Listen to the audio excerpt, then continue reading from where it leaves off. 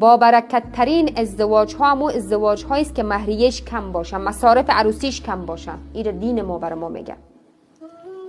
خانواده عروس مهر را تعیین کو که کمر شکن نباشه، مهریه تعیین کو که در توان امو آقا داماد باشه و داماد محترم احساساتی نباش، هیجانی نباش که اونجا چون داماد هستی دریشی دامادی بشیدی دیگه دسر خود نمیفهمی. سعیس 40,000 سعیس، 50,000 سعیس، 60,000 سعیس، 70 فقط بویی که علیاذ بالله ما در میدان قمار نشستیم.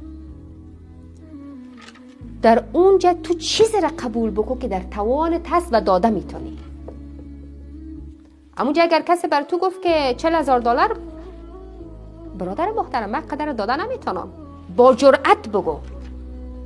قصد اول خو از همه مهمتر قصد دادنش داشته باش. ما خو از ابتدا اراده نداده نداریم. با می که کی داد کی گرفت.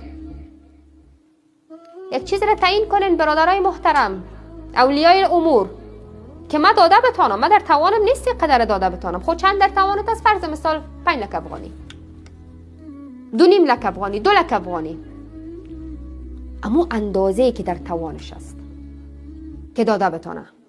چون این حق است، حق بنده الهی است. میفهمین شما یا نه؟ این ندادنش یعنی قصددار بودن، یعنی اگر نتی و بمیری قصددار هستی.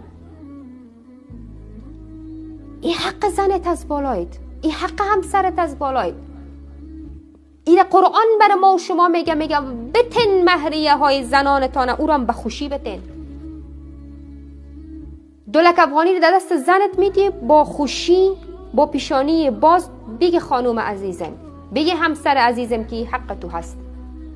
اگر او خانوم هیچ نمیفهمم تو بفهمانش. خانوم من مهر تو حق توست، این الله برات تعیین کرده. خوب راست میگی؟ بله این حق تو هست. بله اینه دین. از امروز اولم زن در خانه تو احساس خوشبختی بکنه. بله اینه چقدر خوشبختی، چقدر کل چیز برام داده میشه، همین پیسه نقدم برام میتونیم. دین گفته بله.